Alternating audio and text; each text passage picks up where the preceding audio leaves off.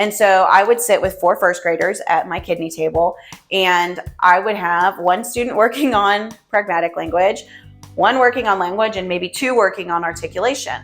And I know y'all are so cheesy, but I love it. You can see it's super strategic, super scaffolded. Hey guys, it's Jessica, and you may not know this about me, but I am from Texas. And one of the fun facts about Texas is that it is hot in summer, as you guys know. No surprise, I think everybody knows it's hot in Texas in summer. But because it is so hot, when fall comes around, we all get really excited that we are now going from having 110-degree heat days in the summer to maybe having a high around 88. And to us, that is fall, and we get so excited because, as my husband and I always joke, it is now open season in Texas, meaning we can go back outside again without melting into a nasty, sweaty puddle of yuck. So when it starts to somewhat cool off, I always love to pull out all of my fall-themed speech activities. Like, it just is so exciting to be able to go back outside again. It feels a little bit cooler, and it's kind of like a fresh start. And I love to pull that fun vibe over into my speech room. So today I'm going to share a few of my favorite fall themed activities that I find myself going back to year after year, tell you why I love them, and then hopefully you will find them helpful to use in your room as well. Are you ready? Let's go.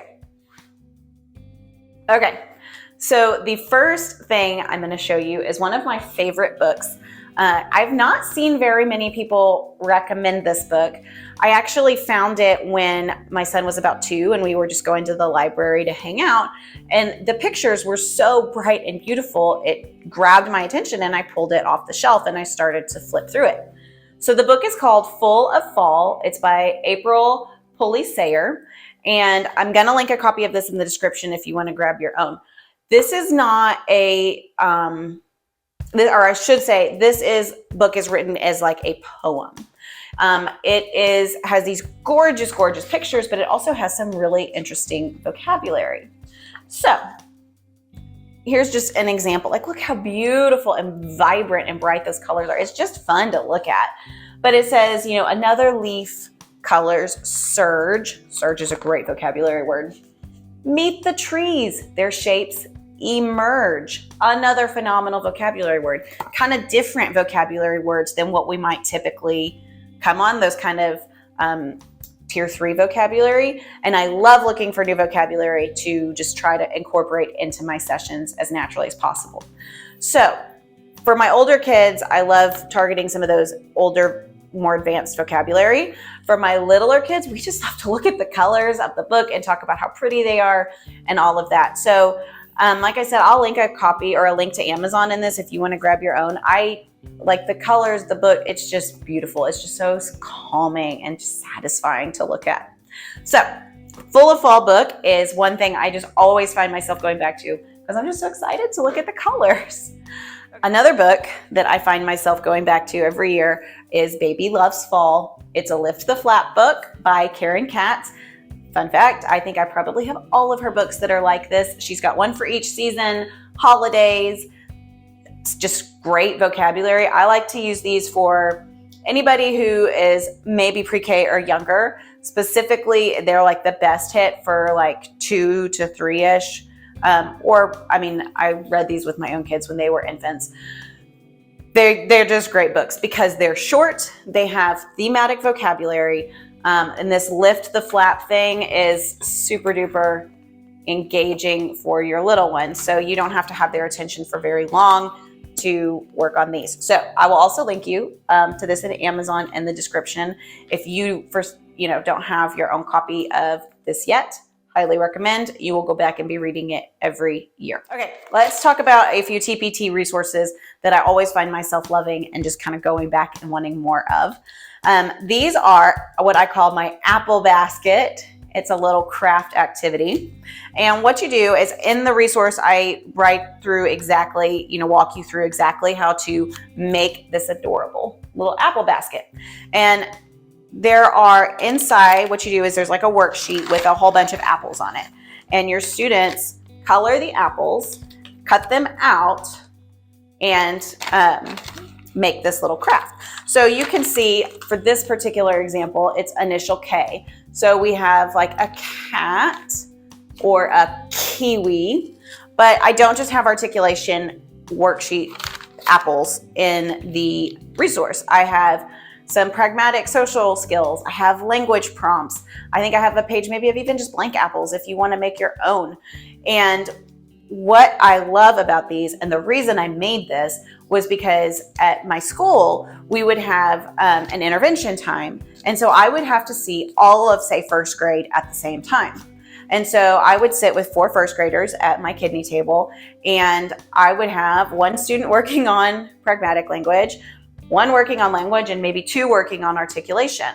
And it's really hard to find activities that can do work for all of those situations. And then what would happen is I would be working with the student over here, drilling articulation, and these 3 over here would be acting a fool because they had nothing to do while I was trying to get some target practice with this student.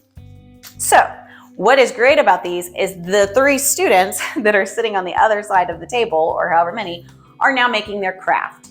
They're cutting, they're gluing, they're coloring, their little hands are busy while this student is working with me. And then I can work my way around the table targeting each specific goal while all of the students have busy hands. And then the icing on the cake is these little apples that they have cut out. They now can it's just made with a brown bag, so you will need a brown bag to make this, and some brown construction paper. But they take their apples, they put it in their little apple basket, it folds up nicely to go in their folder, and then they can take it home for homework practice. And so I tell them as they're leaving, put it in their speech folder or however you communicate, okay, I want you to practice each of these words 1 time every day until you come and see me again, or whatever you want their homework to be. So amazing apple baskets. I do actually have pumpkin baskets that do this as well, and Halloween baskets, and Christmas gift bags. So highly recommend as a fun fall themed activity for like a mixed group situation. It's great. Okay, last fall activity. Hold on, before we start. Apple baskets, I will link in the description as well, where you can grab it on TPT. This is another TPT thing that I have made, but again, I find myself going back to it all the time. And that is my fall themed articulation reading passages. So this one is called All About Candy Corn. It's a vocalic or passage. So I have all the vocalic R's, and all of the later sounds each have 1 reading passage in this particular resource. And I get really great feedback on this, like not just to toot my own horn, but just to kind of tell you guys, like students seem to really be engaged and interested in these reading passages. SLPs love that they can just print it and go. They also love that I have included this like step-by-step guide to show them some different ways to use the reading passage. So students start out by listening to the SLP read the reading passage. I did this on purpose because not all of our students are great readers. So if I read it first, they are then following along and highlighting or underlining all of the words with their sound in the passage. So vocalic or words for this passage. And what is good is, so they are now listening. So we're doing some auditory discrimination, and they're going to highlight and follow along, but they're also going to see me and hear me reading it. So students who are not as confident readers are seeing some of these, words that might be tricky for them read by me or you or their parents to get them warmed up. Next step, they then circle all the other R words in the passage, because if it's or, it's not just or, it's all of the R's. We need to bring their attention to that, because next they're going to practice saying all of the or words from the passage. We're getting warmed up. We're making it a little trickier. This is scaffolded and strategic. Okay, they've practiced saying their or words. Guess what? Now they're going to read the passage themselves, carefully getting all of their sounds. So we now have shown them, given that visual cue of the or words and of the other R words, so that as they read, they have that visual, reminder of, got to say my sound. Okay, now we're making it a little trickier. We're stepping it up a notch. They're going to turn the paper over and they're going to retell the story. So we're working now on sequencing, language skills, ta-da, this is great for a mixed group. And they are now having less cues to help them remember to say their targeted words. Okay, then I have some just vocabulary words and conversation prompts based on the passage. So for this one, it is, do you adore or abhor candy corn? I know y'all are so cheesy, but I love it. And so they answer the question and we talk about it. So you can see it's super strategic, super scaffolded. And another thing that SLPs love about this is it's great to send home for homework. So all of these prompts on the side are really easy for parents to follow along with as well.